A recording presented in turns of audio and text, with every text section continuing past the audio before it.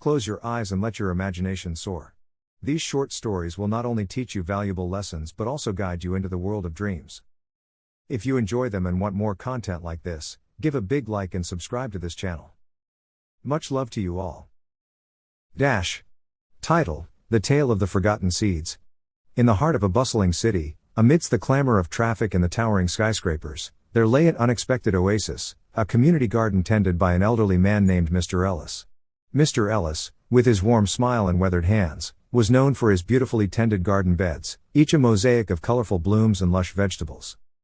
One day, a young girl named Mia wandered into the garden. She was new to the neighborhood and felt a bit out of place in her unfamiliar surroundings. Intrigued by the sight of tomatoes ripening on their vines and sunflowers towering in the sunlight, she approached Mr. Ellis, who was busy weeding. "Hello there," Mr. Ellis greeted her kindly. "Welcome to our little piece of nature amidst the city chaos." Mia smiled shyly. "It's beautiful. How do you make everything grow so well?" Mr. Ellis chuckled softly and gestured to the garden beds. "Patience, care, and a little bit of love. Would you like to learn?" Eagerly, Mia nodded. From that day on, after school, she would visit Mr. Ellis and help in the garden. She learned how to plant seeds, water the plants, and protect them from pests. In return, Mr. Ellis shared stories of each plant and their origins, weaving lessons about life into their daily tasks. One afternoon, as autumn leaves began to fall, Mr. Ellis handed Mia a small bag of seeds. "These are special," he explained. "They're from a rare plant that grows a vibrant blue flower. But remember, they take a longer time to germinate.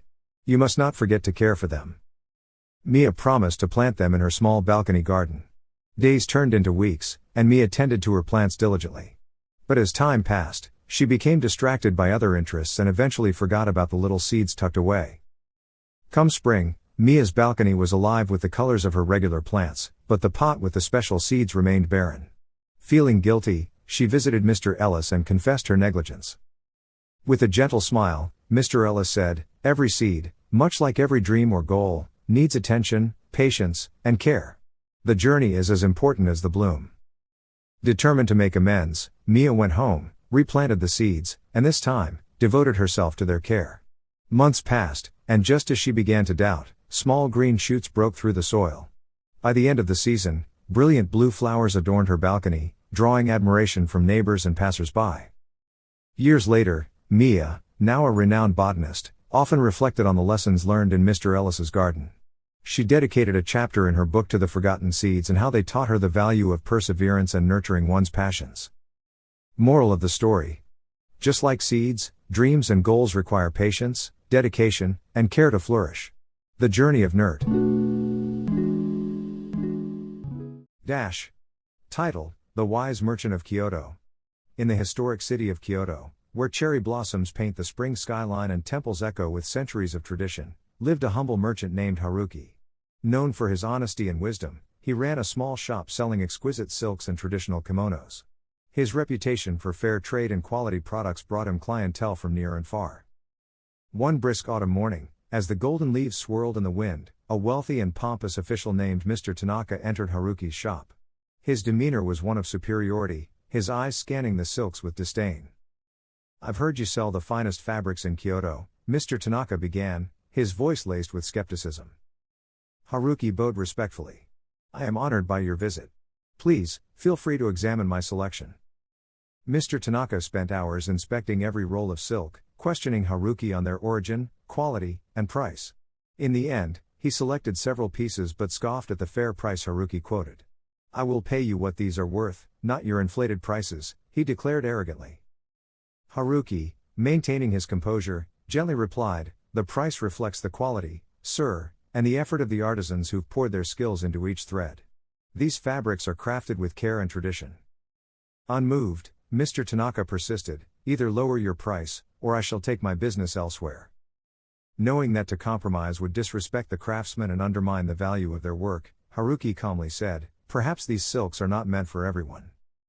Frustrated but curious, Mr. Tanaka left the shop empty-handed. As days passed, he found himself pondering Haruki's words. Despite his wealth, Mr. Tanaka longed for the respect and admiration Haruki commanded effortlessly. Weeks later, a fire ravaged the merchant district, sparing Haruki's shop but leaving others in ruins. The community rallied to rebuild, and Haruki was at the forefront, offering aid and resources selflessly. Witnessing this, Mr. Tanaka felt compelled to help, inspired by the merchant's integrity and kindness. As they worked side by side, Mr. Tanaka discovered the joy of humility and cooperation. He realized that respect and worth were not bought but earned through honest deeds and empathy. With the district restored and newfound respect in his heart, Mr. Tanaka returned to Haruki's shop. This time, he purchased the silks without question, understanding their true value. Years later, Mr. Tanaka often recalled his time in Kyoto as the season that changed his life. He learned that genuine worth lies in the integrity of one's actions and the respect earned through truth and kindness. Moral of the story: true value and respect are earned through integrity and humility, not wealth or power.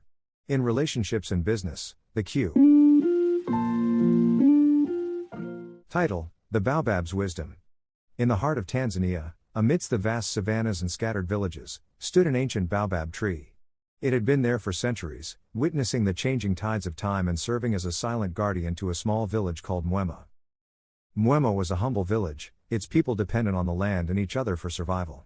At the center of the village was Mzee Kijani, an elder known for his wisdom and kindness. Whenever the villagers faced a dilemma, they sought counsel under the baobab's broad shade where Mzee Kijani often sat. One day, a severe drought struck the land.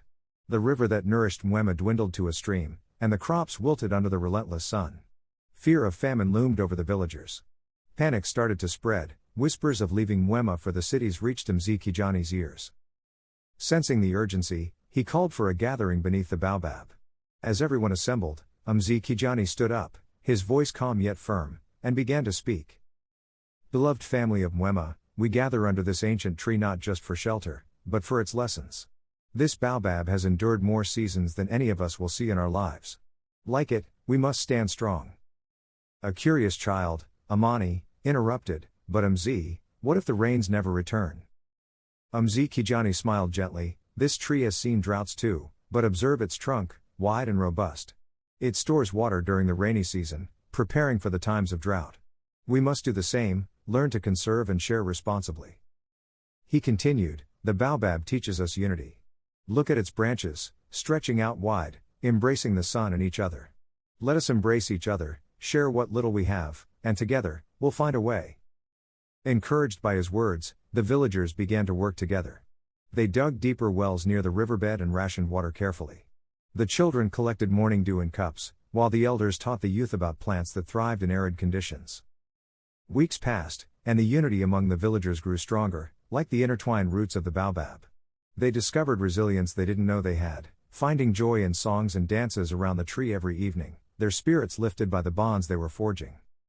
One evening, the sky darkened with clouds, and rain poured over Mwema. The earth drank deeply, rejoicing. As the rain washed over the village, laughter and cheers echoed beneath the baobab. The people of Mwema had learned a valuable lesson, that in adversity, unity and wisdom prevail. As the village celebrated, Mzee Kijani whispered to Amani, who stood awestruck by the rain, "Remember, child, it wasn't the rain that saved us, but our unity and foresight. Just like the baobab, we must hold on to these lessons to thrive." And so, the village of Mwema prospered again, rooted in the wisdom of the baobab and the strength of its people.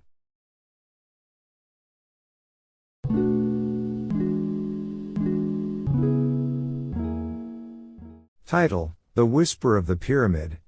In a quaint little village nestled in the Yucatan Peninsula, near the famed pyramids of Chichen Itza, lived a young boy named Diego. Diego was curious and adventurous, always yearning to explore the world beyond his village. He had a thirst for stories, especially those woven with ancient Mayan legends that his grandmother often shared during the warm, starry nights. One evening, Diego's grandmother told him about the Whispering Pyramid, a hidden structure believed to be enchanted, located deep within the jungle. Legend had it that anyone who could hear the whispers of the pyramid would discover the secrets of the ancients and gain immense wisdom. However, no one had ever been brave enough to venture far enough to find it. Intrigued and inspired, Diego decided he would be the one to find the Whispering Pyramid.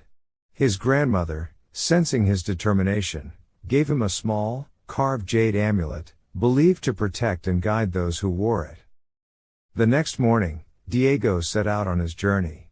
Armed with a map, a small satchel of food, and the amulet, he ventured into the dense jungle.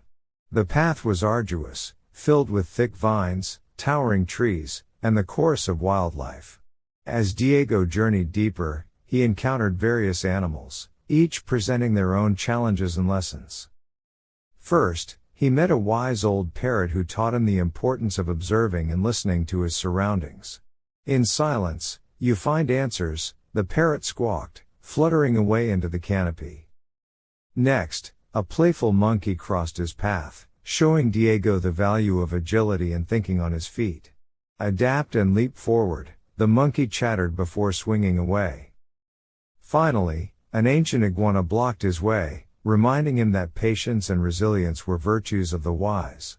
Slow and steady finds the way, the iguana murmured as it basked in the sun. With each encounter, Diego grew more confident and more attuned to the rhythm of the jungle. Days turned into nights, and the boy's resolve never wavered. He could feel the magic of the jungle guiding him, whispering secrets of the forest in the rustling leaves and the babbling brooks. One tranquil night, under the glow of the full moon, Diego stumbled upon a clearing. There, shrouded in luminous moonlight, stood the Whispering Pyramid. It was majestic, radiating an ancient allure. Diego approached, his heart pounding with awe and anticipation. With bated breath, he placed his ear against the cool stone surface. At first, there was silence, but slowly, a gentle hum started to resonate. The whispers began, soft, melodic, and soothing. They spoke of harmony with nature, the power of kindness, the value of knowledge, and the importance of community and interconnectedness. Diego closed his eyes, absorbing every word, every lesson, imprinted in his heart and mind. The pyramid's wisdom washed over him, filling him with a sense of peace and understanding. Title: The Echoes of the Amazon. Deep in the heart of the Amazon rainforest, where the trees towered majestically and the river flowed like a winding ribbon of silver, there was an old legend whispered among the creatures. It spoke of the echo tree, a mystical tree that held the wisdom of the jungle, and would grant insight to those pure of heart. Our story follows Carlos, a curious and kind-hearted young adventurer from a small village at the edge of the forest. Carlos had heard stories from his grandmother about the echo tree, and he was determined to find it. One sunny morning, he set off into the forest with nothing but a small satchel containing some food, a compass, and his grandmother's old map. As Carlos ventured deeper, the sights and sounds of the jungle engulfed him. The canopy above was a kaleidoscope of greens, and the songs of exotic birds echoed all around. Suddenly, he came across Nika, a young jaguar trapped in a hunter's snare. Carlos, with his gentle nature, approached cautiously. Seeing the fear in Nika's eyes, he whispered calming words and carefully freed the jaguar, earning its trust and gratitude. The jungle posed many challenges. Carlos had to cross raging rivers, navigate through dense foliage, and face the eerie sounds of the night. Each time he encountered danger, Nika, who now accompanied him, would appear, guiding him with the instincts of the wild. On the fifth day, Carlos stumbled upon a clearing where an ancient shaman resided, a guardian of the forest's secrets. Seeing the purity in Carlos's intentions, the shaman gave him a riddle: only those who listen can hear the forest speak. He hinted that the path to the echo tree wasn't on any map but within the symphony of the jungle itself. Determined, Carlos continued his journey, focusing on the jungle sounds. He listened to the rustling leaves, the flowing river, and the whispers of the wind. Gradually, he noticed a pattern, a gentle hum leading him onward. Trusting these echoes, he followed the melody. Finally, Carlos reached a grove where the echo tree stood, with its roots embedded deeply in the earth and its branches spreading wide like arms embracing the sky. The air hummed with a gentle vibration, the echoes of the ages whispering through the leaves. As Carlos sat beneath the tree, he suddenly realized the true lesson of his journey, the importance of listening, not just with ears, but with the heart. The jungle, like life, had its rhythm and wisdom to share, if one only took the time to truly listen. With newfound understanding, Carlos returned to his village. He shared his story, and the villagers, inspired by his adventure, learned to appreciate the forest's music and the life within. The jade amulet around his neck glowed warmly, affirming the truth of what he had learned. As dawn approached, Diego knew it was time to return to his village. With newfound wisdom and a heart full of stories, he trekked back through the jungle, this time with ease, guided by the jungle's whispers and its lessons. Upon his return, Diego was hailed as a hero. He shared the insights he had gained with his village, teaching them to listen to the whispers of life, to embrace the lessons of the world around them, and to cherish every moment. The story of Diego and the Whisper of the Pyramid became a legend, passed down through generations. And as for Diego, he continued to explore, always seeking new adventures and stories, forever guided by the whispers of wisdom he had heard in the heart of the jungle. Moral: the true wisdom lies in listening to the world around you, embracing its lessons, and living harmoniously with nature and others.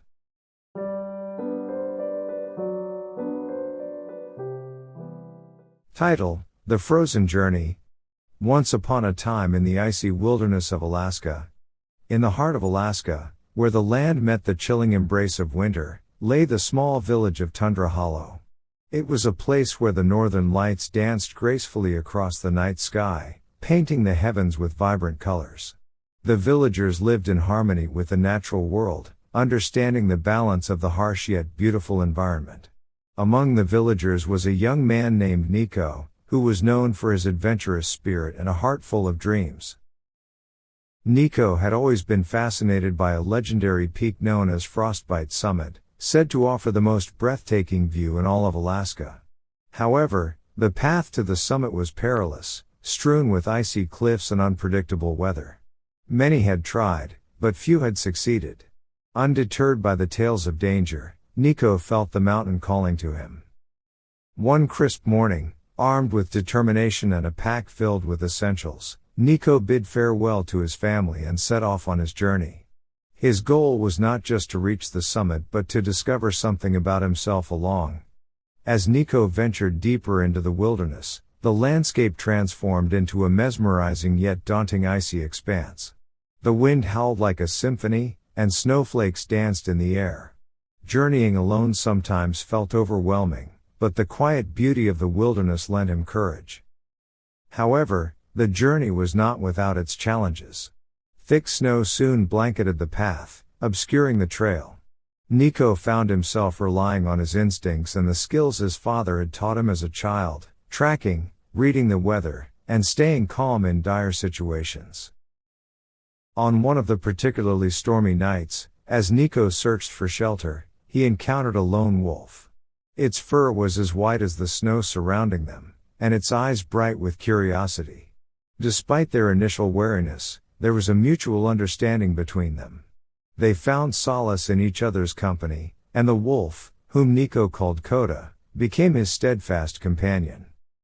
Together, they braved the treacherous cliffs, crossed frozen rivers, and endured biting winds that cut through bone and spirit. Coda's instincts helped guide Nico when his path seemed uncertain, and over time, Nico learned to listen to the whispers of nature around him. After days of traveling, when their bodies were weary, they finally reached the base of Frostbite Summit. The final ascent was arduous, each step feeling heavier than the last. However, the thought of reaching the pinnacle pushed Nico forward, driven by not just his dream, but the lesson he had learned: trust in the journey, not just the destination. As they reached the summit, the sight was nothing short of magical. The land stretched infinitely before them, painted in hues of pink and orange by the setting sun. The auroras weaved in and out above, and in that moment, Nico felt a profound connection to the world, as if the universe had shared its secret with him. Nico realized that the journey to Frostbite Summit had been as much about discovering the resilience within as it was about the physical feat. The challenges he faced taught him the value of companionship, the wisdom of nature, and the importance of perseverance. As he made his way back to Tundra Hollow with Coda by his side, Nico carried this newfound wisdom within him. He understood that every ending is a new beginning, and every quest, a chance to learn more about oneself. The moral of Nico's story is simple yet profound. Life's journey is as much about the path we take as it is about reaching our destination. Embrace the challenges, cherish the companions, and trust the wisdom you gain along the way. For it is in these moments that you truly find yourself and understand the beauty of the world around you.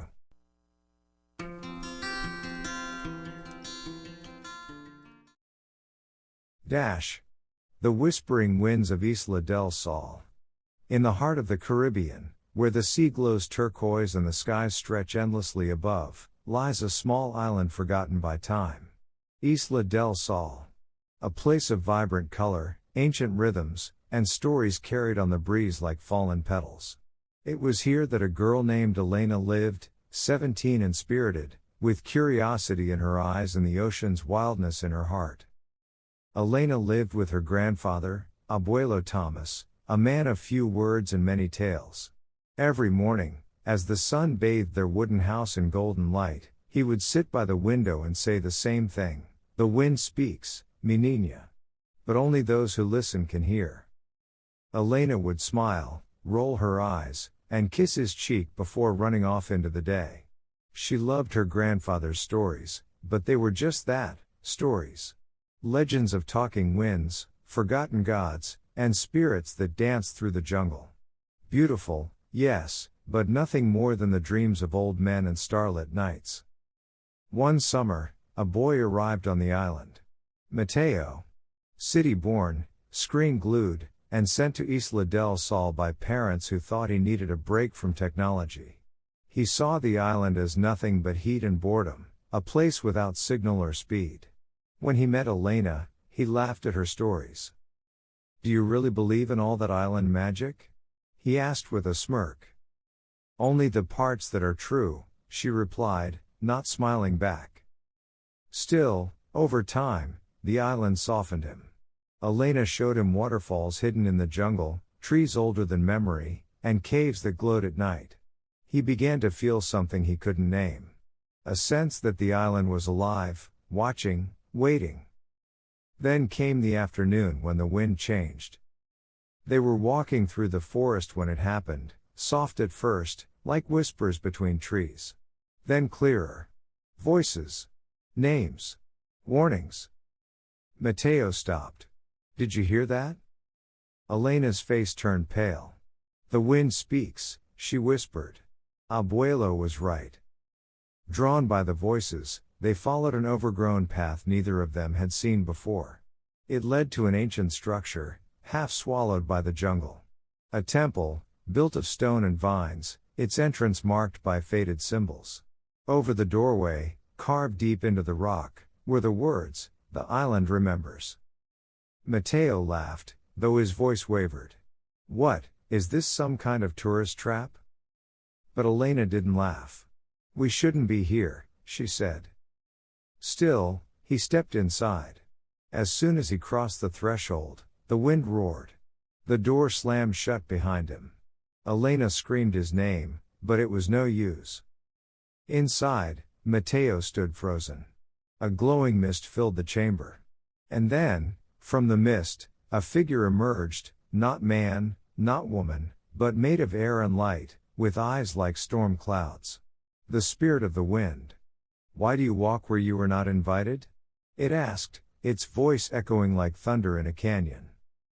I didn't know," Mateo stammered. "I didn't believe." "You disrespected the guardians," the spirit replied. "The wind carries memory. You were warned." Elena burst in, eyes wide, heart pounding. "He made a mistake," she said. "He didn't mean harm." The spirit paused. Then it said, "Then let him remember." A blast of wind struck Mateo's chest. Suddenly, he saw visions, flashes of the island's past. Slaves brought on ships, rising in rebellion. Storms tearing villages apart. Ancient ceremonies under moonlight, honoring the spirits of the land. He felt the pain, the struggle, the love that held the island together. He collapsed to his knees, breathless. When he awoke, The temple was silent. The spirit gone. Elena helped him outside. The forest seemed calmer now, the wind gentle again. Matteo was no longer the same. He listened more. He walked barefoot. He helped Abuelo fix a broken fishing boat. He greeted the sea each morning like an old friend. As summer faded, he and Elena stood on a cliff, watching the sun dip below the horizon. "I believe now," he said. "And I'll never forget." The wind wrapped around them like an embrace, soft and full of promise. Because Isla del Sol remembers. And for those who truly listen, so does the wind. The moral of the story: the wisdom of the past lives in the winds of today. Respect the land, and it will protect you. Ignore it, and you might forget what truly matters.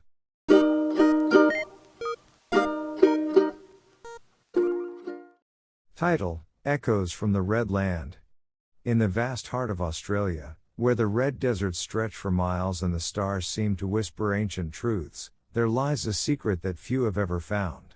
A tale not written in books, but carved into the rocks and carried by the winds.